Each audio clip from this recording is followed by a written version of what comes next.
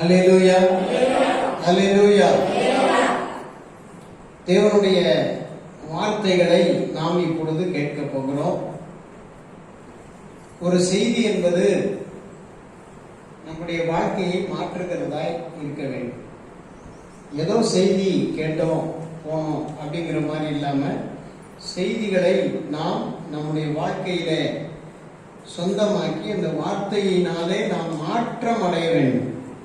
அதுதான் இந்த பிரசங்கத்தினுடைய நோக்கமா இருக்கும். சரி, இன்றைக்கு போராட்டம் என்ற தலைப்பில, கிறிஸ்தவ ஜீவியத்தில் போராட்டம் என்ற தலைப்பில நான் உங்களுக்கு ஒரு 5 குறிப்புகளை சொல்ல போறேன். அதற்கு பின்பு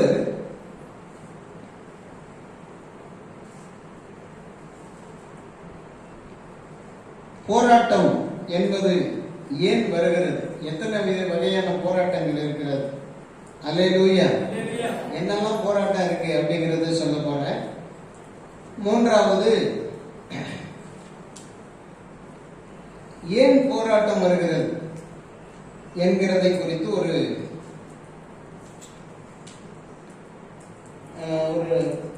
4-5 காரியங்களை சொல்ல போறேன்.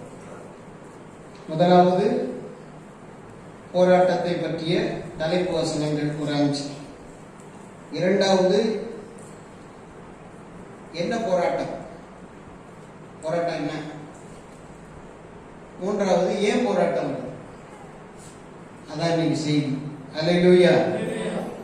முதலாவது ஒரு வசனத்தை நாம் படிக்கலாம். எபேசியர் 6ஆம் அதிகாரம் 12ஆம் வசனத்துல ஒரு 4 விதமான போராட்டம் இருக்கு. அது என்னன்னு சொன்னாங்க, மாம்சத்தோடும் இரத்தத்தோடும் அல்ல, துரைத்தனங்களோடும் அதிகாரங்களோடும் இப்பிரபஞ்சத்தின் அந்தகார லோகாதிபதிகளோடும் வான மண்டலங்களில் உள்ள பொல்லாத ஆவிகளின் சேனைகளோடும் நமக்கு போராட்டம் உண்டு என்று எழுதியிருக்கு. அல்லேலூயா. இதுல ஒரு 4 போராட்டத்தை நாம பார்க்கிறோம். முதலாவது, துரைத்தனம் நம்மளோட போராடுது. துரைத்தனம்னா என்னது? துரைத்தனம் என்றால் என்ன? ஆளுகை. துரைத்தனம் என்னது? ஆளுகை. இப்ப பஞ்சாயத்து இருக்கு, இந்த பஞ்சாயத்து இருக்கு இல்லையா, இந்த பஞ்சாயத்துல ஒரு துரைத்தனம் இருக்கு. துரைத்தனம் யாரு? பஞ்சாயத்துல என்ன செய்யணும்? வரி, வீட்டு வரி, கொலா வரி கட்டணும். இது என்னது? பஞ்சாயத்தின் துரைத்தனம். பஞ்சாயத்துக்கு ஒரு தலைவரை போட்டு, அதுக்கு ஒரு செயலாளரை போட்டு, ஒரு பொருளாளரை போட்டு, அதுக்கு சில கவுன்சிலர் எல்லாம் போட்டு வரி கட்டணும். இந்த துரைத்தனமாகி இந்த ஆளுகை நம்மளை ஆட்சி செய்து கொண்டிருக்கிறது. இந்த ஆளுகையினாலே நமக்கு சில வேளை பல போராட்டங்கள் உண்டாகிறது. அல்லேலூயா. இது நம்ம மாம்சத்தோடு இரத்தத்தோடு சம்பந்தப்பட்ட போராட்டம் இல்லை. நம்ம உடம்போடையும் நம்ம உடம்புலையும் உள்ள நம்ம அண்ணன் தம்பி உறவு, அக்கா தங்கச்சி, அந்த மாதிரி உள்ள போராட்டங்கள் சொத்து தகராறு கிடையாது. இது நம்மளை ஆளுகை செய்து உலகத்துல நம்மளை ஆண்டு துரைத்தனம் பண்ணிக்கிட்டு இருக்கு. கர்த்தருக்கு ஸ்தோத்திரம். அல்லேலூயா.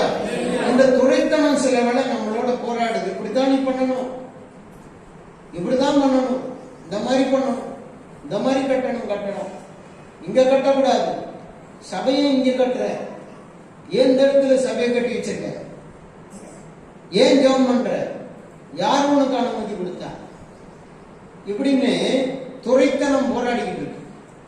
ஒரு ஆளுக கையில இருக்கிறதுனால அவன் என்னைக்கும் எங்கேயும் ஒரு மூலையில இருந்திருப்பான். அப்பெல்லாம் பார்த்திருப்பான், நம்மளை பார்த்துட்டு தான் இருப்பான், வணக்கம் வச்சிருப்பான், ஒரு வேளை நம்ம சபையில கூட வந்து உட்கார்ந்து இருப்பான்.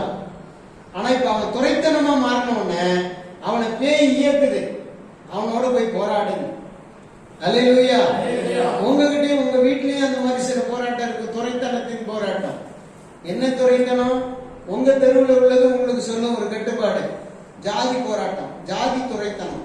ஜாதி சொன்னதா, நம்ம ஜாதியை விட்டு நீ போற, நாளைக்கு என்ன நடக்குது பாரு, நாளைக்கு ஊரை விட்டு ஒதுக்குறமா இல்லையா பாரு அப்படின்னு துரைத்தனம் போராடுது. அல்லேலூயா. இரண்டாவது, அதிகாரம். அதிகாரம் என்பது என்னன்னா, இந்த உலகத்துல சில சட்ட அதிகாரங்கள் இருக்கு.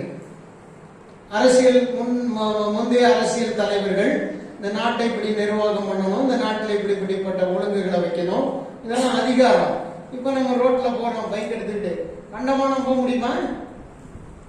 லெப்ட்ல போக வேண்டிய நேரம் ரைட்ல போயிட்டு இருந்தோம்னாக்கா அதிகாரம் என்ன செய்யும்? நம்மளை கூப்பிட்டு முதல்ல எச்சரிக்குமா இல்லையா? ரெண்டாவது, நீ மீறி போனா அதிகாரம் என்ன செய்யும்? உன்னை பெனால்டி போட்டு வரி போட்டு ஃபைன் போட்டு உன்னை தடுக்கும். சில வேளை இந்த அதிகாரமே நம்மளோட போராடும். என்னத்துக்கு போராடும் தெரியுமா?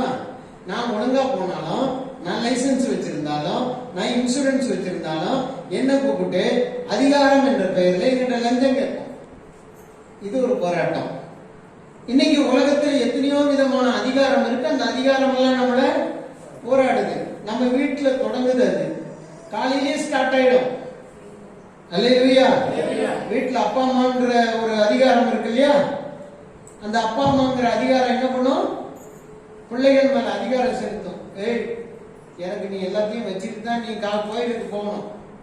நீ எனக்கு செய்ய வேண்டியதெல்லாம் செஞ்சு கொடுத்தா கோயிலுக்கு போகணும். நான் கோயிலுக்குலாம் வரமாட்டேன். நீ எனக்கு செய்ய வேண்டியதெல்லாம் செஞ்சு வச்சுட்டு போ.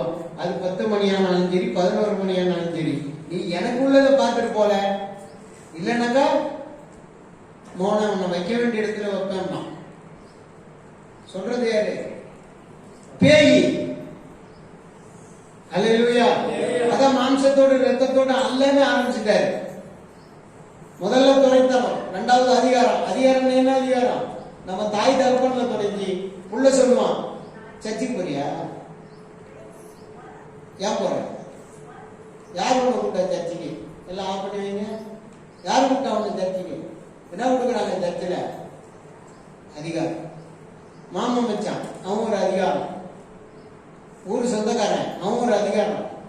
அல்லேலூயா. நம்மளை நாளுக்கு நாள் பார்த்து வளர்ந்தவன், நம்ம பார்த்து வளர்த்த ஆட்கள் இப்ப என்ன பண்றா? நம்மளை பார்க்கும்போது நம்ம மேல அதிகாரம் பண்றான். இங்கெல்லாம் வரக்கூடாது அப்படின்னு என்ன தடுப்பா? இது எங்க ஊரு, எங்க மாமன் வச்சான், உங்க சொத்து சொந்தம், நாங்க தான் இதுக்கு எல்லாத்துக்கும் அதிகாரி. இந்த தெருவில் ஒரு காரியம் நடக்கணும்னா அது எங்களை கேட்டுதான் நடக்கணும். இதெல்லாம் அதிகாரம். இப்படி இந்த அதிகாரம் எல்லாம் சுவிட்ச் ஆஃப் பண்ணி கொடுங்க. இந்த அதிகாரம் எல்லாம் நம்மளோட போராடும். எங்க போகாதபடிக்கு? தேவனை நெருங்காதபடிக்கு அதிகாரம் போராடும். கரெக்டா ஞாயிற்றுக்கிழமை அண்ணன் தம்பி வந்து உட்காந்துருவான் விருந்துக்கு. அதிகாரம் போராடும். அதிகாரம் அவனுக்கு வீட்டுல அவன் தம்பி வீடு, அவன் அண்ணன் வீடு, அவன் மச்சான் வீடு, மாமன் வீடு, அவன் சித்தப்பன் வீடு வந்துட்டான். அவன் என்ன செய்வ? நீ என்ன செய்வ? அப்பா நாங்க சர்ச்சுக்கு போனோம், அதனால நீ இங்கே உட்காரு, இருக்கிறத சாப்பிடு, இல்ல பழைய சோறு சாப்பிடு, நாங்க போயிட்டு வரோம்னு சொல்லுவியா? அல்லேலூயா. அல்லேலூயா. நீ பதில் சொல்லிட்டு தான் போகணும். உடனே உனக்கு குசி வந்துடும். என்னைக்கு வராத என்னைக்கு வந்துட்டான். அவனுக்கு வடை சுடணுமா, கறி ஆட்டுக்கறி முடிச்சிருக்குமா, கோழிக்கறி எடுப்போமா, குழம்பு வைப்போமா, பொரியல் பண்ணுவோமா, கூட்டி செய்வோமா, அதை பண்ணுவோமா, இதை பண்ணுவோமான்னு அதிகாரம் ஒன்னு அடக்கும். இப்படி பலவிதமான அதிகாரங்கள் இருக்கு. இந்த அதிகாரத்துக்கு நீ கட்டுப்பட்டவன். உன்னோட சில வேளை போராடும், உன்னிட்ட சில வேளை அதிகாரத்தின் பேர்ல உரிமை பாராட்டுவது போல. அல்லேலூயா.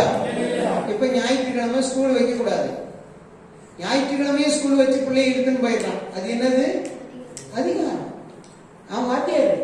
அவன் சொன்ன இந்த மாதிரி நாளைக்கு பிள்ளை கையில போனா என்ன கேட்க கூடாதுமா. நான் வைக்கும்போது ஸ்கூலுக்கு வரணும். நீ ஆண்டவர் கடவுள் அதெல்லாம் அப்புறம் பார்த்துக்க, நீ அது வேலை. என் நாங்க குடும்பம் நீ வந்துடணும். இது அதிகாரம். நீங்க அதிகாரத்தினுடைய போராட்டம் உலகத்தில் ஏகப்பட்டது இருக்கு. மூன்றாவது, இப்பிரபஞ்சத்தின் அந்த கால லோகாதிபதிகள், இவங்களெல்லாம் இயக்கிறவங்க, போராடுகிறவர்கள். அதிகாரத்தையும் மீறி துரைத்தனத்தையும் மீறி வந்துட்டோம்னா பிரபஞ்சத்தின் அந்தகார லோகாதிபதி எழுப்பி நம்மளை வேற விதத்துல பிரச்சனை பண்ணுவோம். அல்லேலூயா.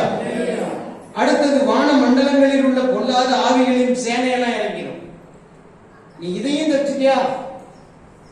பூலோகத்தில் இருக்கிற பிரபஞ்சத்தின் அந்தகார லோகாதிபதிகளையும் ஜெயிச்சிட்டியா? வான மண்டலத்துல பொல்லாத ஆவி இருந்துகிட்டு நீ கரெக்டா அதுக்கு ஏற்ற மாதிரி இருந்தீங்கன்னா சபையிலேயே உன்னை தூங்க வச்சே கழுத்தறுத்துருவான். அது வான மண்டலங்களில் உள்ள பொல்லாத ஆவியின் போராட்டம். உன்னை வசனத்தை கவனிக்க விட மாட்டான். அல்லேலூயா. உன்னை எந்த வகையிலையும் தேர விட மாட்டான். அல்லேலூயா. கண்டிப்பா உன்னை எழும்பவே விட மாட்டான். நீ சபைக்கு வந்ததிலிருந்து, பாட்டு பாட ஆரம்பிச்சதுல இருந்து, அல்லது சபையில வந்து உட்கார்ந்ததுல இருந்து, நீ பிரசங்கம் முடிகிற வரைக்கும் என்னாத்துமாவை போட்டு முடிச்சாலும் உனக்கு தூக்கம் கிடையாது.